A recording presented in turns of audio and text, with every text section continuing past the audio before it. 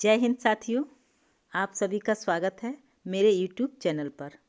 UP police constable 2024 परीक्षा के लिए महत्वपूर्ण प्रश्नों को जानने से आप दूसरों से एक कदम आगे रहेंगे। 17 और 18 फरवरी को आपका एग्ज़ाम है। उसी को ध्यान में रखते हुए इस वीडियो में हमने करंट अफेयर से जुड़े हुए वो महत्वपूर्ण सवाल लिए हैं जो आपकी परीक्षा में आने की संभावना है। तो इस वीडियो को ध्यान से देखिएगा। एक एक प्रश्न बहुत मूल्यवान है, आपकी परीक्षा में आ सकता है। तो वीडियो शुरू करते हैं बिना किसी देरी के और चलते हैं हमेशा की तरह सवालों की दुनिया में। और पहला सवाल आपके सामने है। उत्तर प्रदेश सरकार ने किस महिला क्रिकेटर को यूपी पुलिस में डीएसपी के पद पर नियुक्त किया है? साथियों, बहुत ही इम्पोर्टेंट प्रश्न है और मैंने लिख रखा है वेरी वेरी इम्पोर्टेंट। इस प्रश्न को याद कर लीजिए, ये प्रश्न 100% आएगा आने वाला है। उत्तर प्रदेश सरकार ने किस महिला क्रिकेटर को यूपी पुलिस में डीएसपी के पद पर नियुक्त किया? अभी हाल में नियुक्त किया गया है। तो हमारे सामने ऑप्शन है पूनम यादव, हरमनप्रीत, दीप्ति शर्मा, स्मृति मंधाना। तो ये 4 नाम हैं। अगर आपको सही जवाब मालूम है तो टिक कर लीजिए और कमेंट करके जवाब जरूर दीजिए। हमें मालूम पड़ जाएगा आपकी तैयारी कैसी चल रही है। तो इसका सही जवाब है दीप्ति शर्मा। भारतीय महिला क्रिकेटर दीप्ति शर्मा का वर्ष 2014 में 17 साल की उम्र में भारतीय महिला क्रिकेट टीम में सिलेक्शन हुआ था। भारत की मशहूर महिला क्रिकेटर दीप्ति शर्मा को उत्तर प्रदेश सरकार ने डीएसपी बनाया है। इसके साथ ही उन्हें 3 करोड़ रुपए की धनराशि पुरस्कार स्वरूप भी दी है। तो ये पॉइंट याद रखिएगा कि इस बार डीएसपी के पद पर महिला क्रिकेटर के रूप में दीप्ति शर्मा की नियुक्ति हुई है। प्रश्न मैं बार बार कह रही हूँ, बहुत इंपॉर्टेंट है, ध्यान में रखिएगा, आने की संभावना है। आगे बढ़ते हैं और प्रश्न आपके सामने है। उत्तर प्रदेश सरकार ने राज्य में कितने साइबर क्राइम पुलिस स्टेशन खोलने की मंजूरी दी है? प्रश्न को ध्यान से समझिएगा। उत्तर प्रदेश सरकार ने राज्य में साइबर क्राइम पुलिस स्टेशन, ये बात तो ध्यान रखिएगा, कौन से station? Cyber crime police station खोलने की मंजूरी दी है। ऑप्शन आपके सामने है 47 या फिर 57 या 67 या फिर 75। ये 4 ऑप्शन हैं और इसका राइट आंसर हो जाएगा 57। थोड़ा समझ लेते हैं ये साइबर क्राइम पुलिस स्टेशन का उद्देश्य क्या है। इंटरनेट के माध्यम से होने वाले अपराध पर अंकुश लगाने के लिए सरकार ने 57 यानी कि 57 जिलों में साइबर क्राइम थाने खोलने की मंजूरी दी है। ये प्रश्न भी वेरी इंपॉर्टेंट है इस प्रश्न, क्योंकि मैंने इसमें वही प्रश्न लिए हैं जो करंट अफेयर्स से जुड़े हुए हैं और करंट अफेयर्स से जुड़े हुए प्रश्न हर एक परीक्षा में पूछे जाते हैं और ये प्रश्न बहुत इंपॉर्टेंट हैं। उन्हीं प्रश्नों को हमने इस वीडियो में उठाया है। आप वीडियो को बिल्कुल भी स्किप मत कीजिए, पूरी वीडियो देखिएगा। आगे बढ़ते हैं और प्रश्न है आपके सामने। हाल ही में चंदुबी महोत्सव किस राज्य में मनाया गया? अभी जल्दी में ही चंदुबी महोत्सव का आयोजन किया गया था और काफ़ी चर्चा में रहा था। आपके सामने ऑप्शन है बिहार में, असम में, पश्चिमी बंगाल में या फिर हरियाणा में। ये 4 ऑप्शन है। अगर आपको सही जवाब मालूम है तो कमेंट करके जवाब दीजिएगा। इससे ये भी अंदाज़ा लग जाएगा कि आपकी तैयारी कैसी चल रही है। तो इसका सही जवाब हो जाएगा असम में। कुछ इम्पोर्टेंट की पॉइंट डिस्कस करते हैं। यह है प्रत्येक वर्ष असम राज्य में स्थित चंदुबी झील के किनारे नए साल में 5 दिन का ये महोत्सव आयोजित किया जाता है। चंदबी झील के कारण इसका नाम चंदबी महोत्सव पड़ा है। और इसका उद्देश्य क्या है? इस महोत्सव का उद्देश्य क्या है? इसका उद्देश्य है स्थानीय लोक संस्कृति को, जातीय व्यंजन को, स्थानीय हथकरघा को और पोशाकों को बढ़ावा देना, यानी कि लघु उद्योगों को बढ़ावा देना इसका महोत्सव का उद्देश्य है। प्रश्न आपके सामने है। ऑस्ट्रेलियन ओपन 2024 पुरुष एकल का खिताब किसने जीता? ये प्रश्न भी बहुत इम्पोर्टेंट है। आज मुझे हर प्रश्न के आगे वेरी इंपॉर्टेंट लिखना पड़ रहा है। जानते हैं क्यों? क्योंकि इसमें प्रश्न सभी बहुत इम्पोर्टेंट हैं और करंट अफेयर से जुड़े हुए उन्हीं प्रश्नों को लिया है जो आपकी 17-18 फरवरी को प्रश्न परीक्षा में आ सकते हैं। तो वीडियो को बहुत ध्यान से एक एक प्रश्न को देखिएगा। ये प्रश्न भी इम्पोर्टेंट है। ऑस्ट्रेलियन ओपन 2024 पुरुष एकल का खिताब किसने जीता? ये हमारे ऑप्शन है। इसमें सही जवाब हो जाएगा यानिक सिनर। यानिक सिनर ने 2024 का पुरुष एकल का खिताब जीता है। और इसके कुछ इम्पोर्टेंट पॉइंट हैं, डिस्कस कर लेती हूँ जल्दी से, फिर आगे बढ़ते हैं। इटली के युवा टेनिस खिलाड़ी यानिक सिनर ने रूस के दानिल मेदवेदेव को हराकर ऑस्ट्रेलियन ओपन 2024 का पुरुष एकल खिताब जीता है। कभी कभी प्रश्न इस तरह से आ जाएगा कि पुरुष एकल खिताब जीतने वाले यानिक सिनर किस देश से ताल्लुक़ रखते हैं, तो आपको ध्यान रखना है इटली के हैं, युवा खिलाड़ी हैं और जिन्होंने रूस के दानिव मेदवेदेव को हराकर ये खिताब जीता था। तो ये कुछ इम्पोर्टेंट पॉइंट थे जिससे हमने आपको जल्दी जल्दी बता दिया। जल्दी आगे बढ़ते हैं। आपका सवाल आपके सामने है। फोर्ब्स की रिपोर्ट के अनुसार दुनिया की सबसे मजबूत करेंसी कौन सी है? फोर्ब्स की रिपोर्ट अभी जनवरी 2024 में आई थी। उसके अनुसार दुनिया की सबसे मजबूत करेंसी कौन सी है? ऑप्शन आपके सामने है। बहरीन दीनार या कुवैती दीनार या यूरो या फिर यूएस डॉलर। इसका सही जवाब हो जाएगा कुवैती दीनार। विश्व की सबसे मजबूत करेंसी की लिस्ट में टॉप पर है कुवैती दीनार और दूसरे नंबर पर है बहरीन दीनार का नंबर आता है। अभी जो फोर्ब्स की रिपोर्ट आई है उसके अनुसार ये दो टॉप पर हैं। फर्स्ट पर है कुवैती दीनार और सेकंड नंबर पर है बहरीन दीनार। ये मोस्ट इम्पॉर्टेंट प्रश्न है, याद रखिएगा। आगे बढ़ते हैं और प्रश्न है आपके सामने। महतारी वंदना योजना हाल ही में किस राज्य सरकार द्वारा शुरू की गई थी? अभी ये योजना बहुत चर्चा में रही थी, आपने भी सुना होगा न्यूज़ में। महतारी वंदना योजना हाल ही में किस राज्य सरकार द्वारा शुरू की गई? ऑप्शन आप देख ही रहे हैं। मध्य प्रदेश, छत्तीसगढ़, असम या फिर बिहार। तो इसका सही जवाब हो जाएगा छत्तीसगढ़ में। महतारी वंदना योजना छत्तीसगढ़ सरकार द्वारा शुरू की गई थी और यह योजना राज्य में महिला सशक्तिकरण को बढ़ावा देने के लिए छत्तीसगढ़ सरकार ने शुरू किया था और यह योजना मार्च महीने में इस योजना का लाभ मिलने लगेगा। प्रश्न आपके सामने है। राष्ट्रीय बालिका दिवस हर साल कब मनाया जाता है? राष्ट्रीय बालिका दिवस हर साल कब मनाया जाता है? ऑप्शन है 22 जनवरी या 23 जनवरी या 24 जनवरी या फिर 25 जनवरी। इसमें सही जवाब हो जाएगा 24 जनवरी। राष्ट्रीय बालिका दिवस हर साल 24 जनवरी को मनाया जाता है। इससे जुड़े एक इम्पोर्टेंट पॉइंट हम आपको बताएंगे।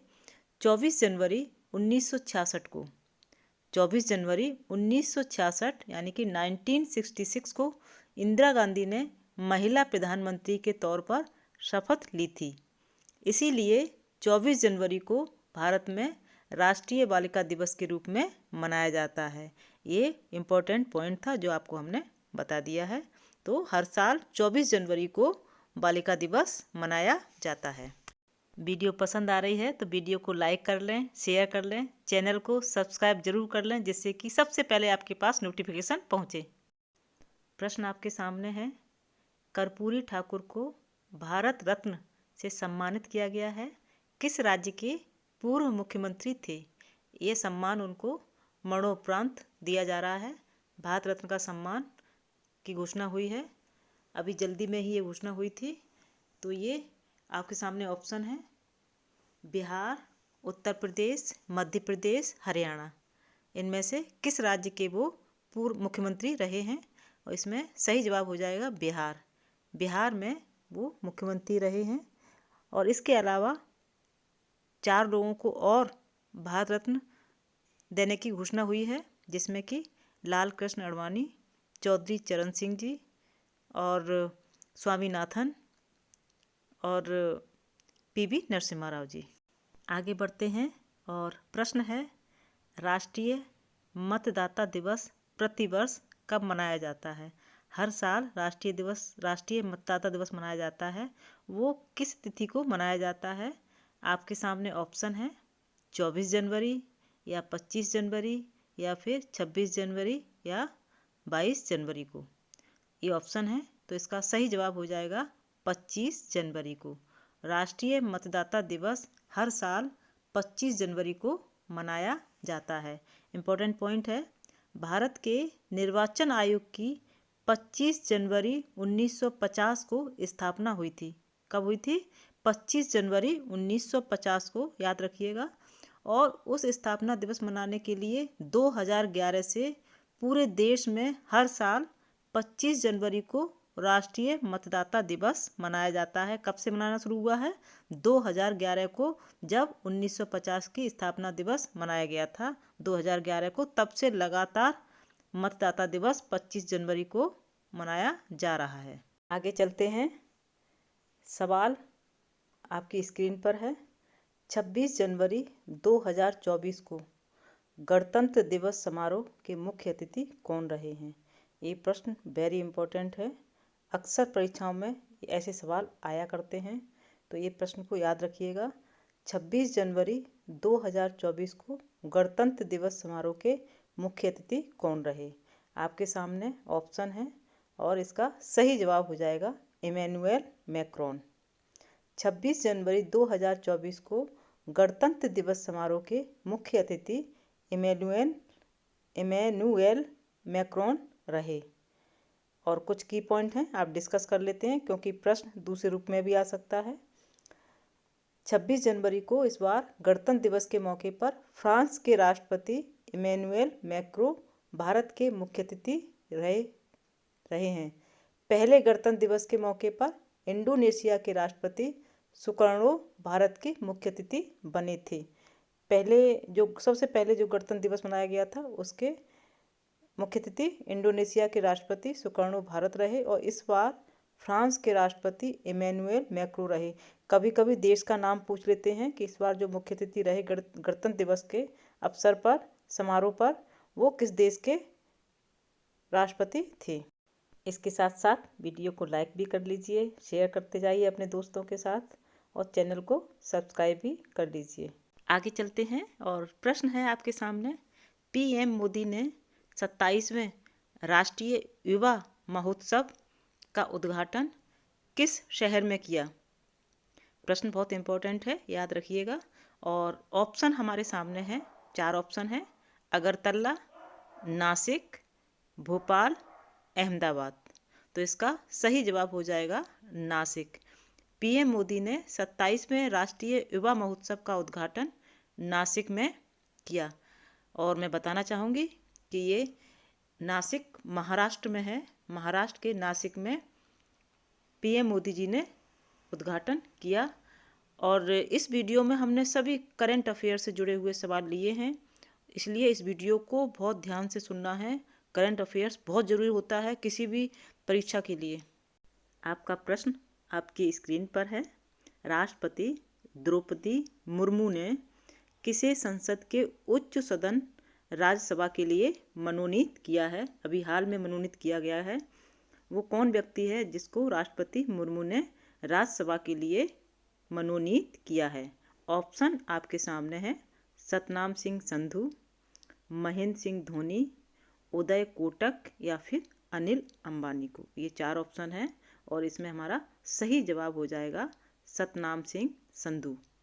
राष्ट्रपति द्रौपदी मुर्मू ने सतनाम सिंह को उच्च सदन राज्यसभा के लिए मनोनीत किया है। सतनाम सिंह एक शिक्षाविद हैं और चंडीगढ़ यूनिवर्सिटी के कुलपति सतनाम सिंह को राज्यसभा के लिए राष्ट्रपति ने मनोनीत किया है। इसके साथ साथ वीडियो को लाइक भी करते रहें और चैनल को सब्सक्राइब भी जरूर कर लीजिए। आगे बढ़ते हैं और प्रश्न है आपके सामने, हाल ही में प्रकाशित पुस्तक एक समंदर मेरे अंदर किसके द्वारा लिखी गई है?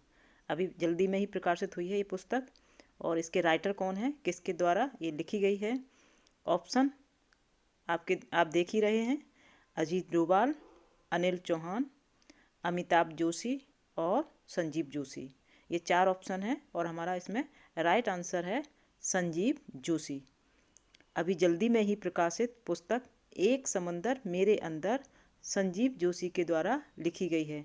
संजीव जोशी ब्रह्मोस एयर स्पेस के डिप्टी सीईओ हैं संजीव जोशी, और यह पुस्तक रचनात्मक अभिव्यक्ति और रक्षा विशेषज्ञता के संगम को दर्शाती है। प्रश्न आपके सामने है, film fair award 2024। Film fair award 2024 में सर्वश्रेष्ठ लोकप्रिय फिल्म का अवार्ड किस फिल्म ने जीता? वो कौन सी फिल्म है जिसको 2024 का फिल्म फेयर अवार्ड मिला है? इंटरेस्टिंग प्रश्न है और शायद आप सबको इस सवाल का जवाब जरूर मालूम होगा, क्योंकि आप सभी फिल्मों में रुचि रखते हैं। तो ज़्यादा से ज़्यादा कमेंट करके जवाब दीजिएगा। ऑप्शन हम बताते हैं, रॉकी और रानी की प्रेम कहानी, 12th फेल, डंकी या फिर एनिमल। ये 4 ऑप्शन है और हमारा इसका सही जवाब होगा 12th fail. 12th fail film को फिल्म फेयर अवार्ड 2024 की लोकप्रिय फिल्म का अवार्ड मिला है। लोकप्रिय फिल्म थी ये और इसको अवार्ड मिला है। और कुछ पॉइंट हैं इम्पोर्टेंट जो आपको बताना चाहेंगे। इस फिल्म का निर्देशन विनोद चोपड़ा ने किया है। विनोद चोपड़ा द्वारा ये निर्देशित फिल्म है 12th फेल।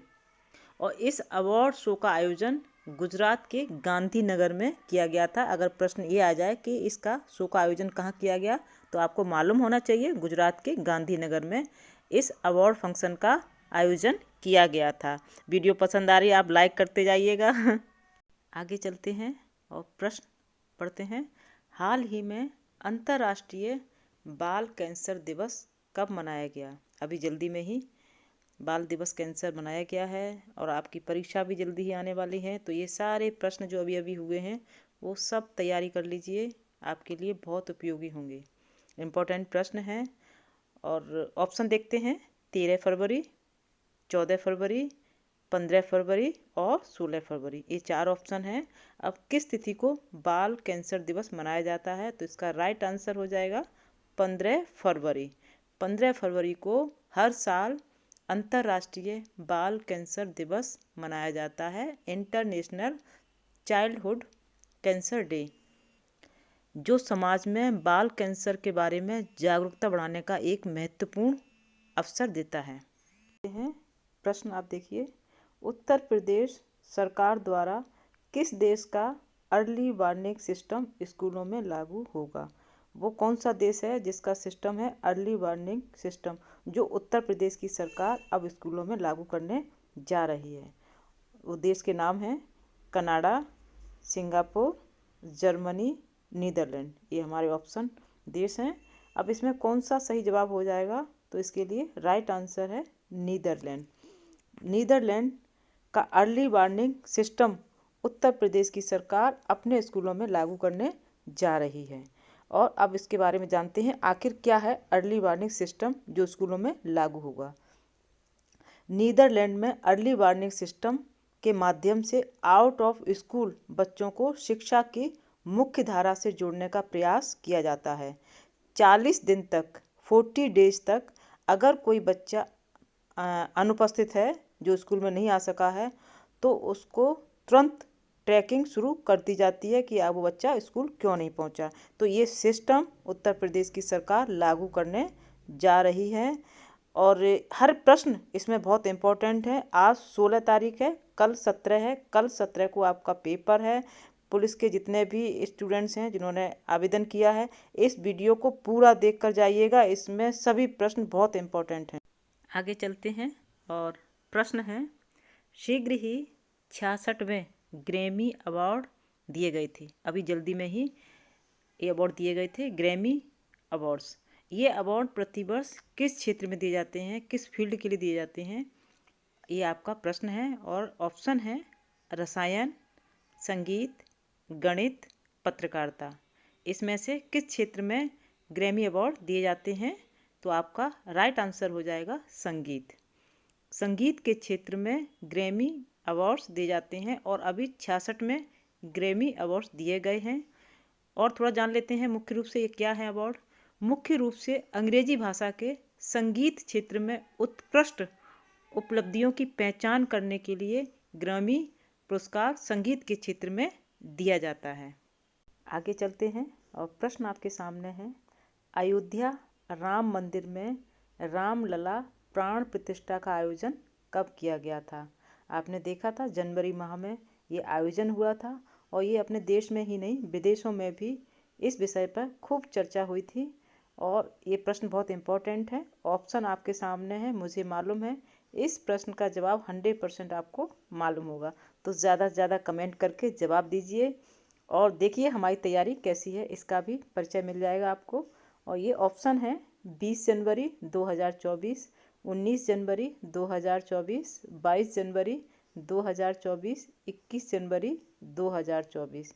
तो इसका सही जवाब हो जाएगा 22 जनवरी 2024।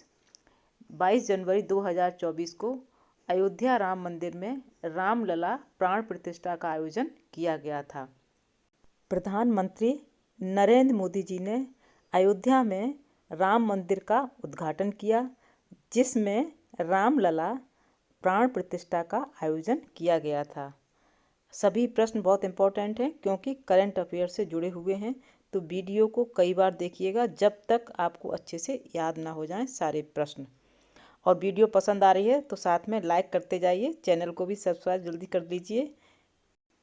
प्रश्न आपके सामने है, 36वां राष्ट्रीय पुस्तक मेला का आयोजन कहाँ किया गया।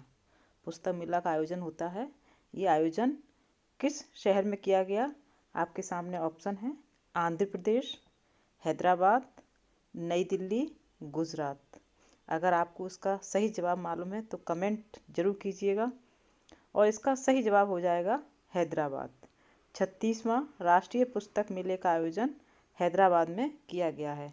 अगर प्रश्न दूसरी तरह से आ जाता है कि इस आयोजन का उद्घाटन किसने किया गया है, तो हम कुछ की पॉइंट डिस्कस करते हैं जिससे कि इससे रिलेटेड आप सारे सवालों का जवाब दे सकें। यह आयोजन NTR स्टेडियम में किया जा रहा है और ये 9 फरवरी से 19 फरवरी तक ये मेला पुस्तक मेला चलेगा। और इसमें जो साहित्य प्रेमी हैं, ग्रंथ प्रेमी हैं, वो लगातार इसमें शिरकत कर रहे हैं। सभी प्रश्न बहुत इम्पोर्टेंट हैं। वीडियो में दिए गए सारे प्रश्न ध्यान से देखिएगा, सुनिएगा, पढ़िएगा। 17 फरवरी को होने जा रही यूपी पुलिस कांस्टेबल 2024 की परीक्षा में बैठने वाले सभी अभ्यर्थियों को मेरी तरफ से ढेर सारी शुभकामनाएं। और इस शुभकामनाओं के साथ साथ मैं कहना चाहूँगी कि करंट अफेयर से जुड़ी इस वीडियो को अवश्य सुनें। आपके आगामी परीक्षा में जो कल होने जा रही है उस परीक्षा में इससे जुड़े प्रश्न जरूर आएंगे, अवश्य आएंगे, इसलिए ध्यान रखिएगा। करंट अफेयर से सारे प्रश्नों को एक बार एक नज़र से अवश्य देखकर जाएं। इसी के साथ जय हिंद, जय भारत, सभी को ढेर सारी शुभकामनाएं।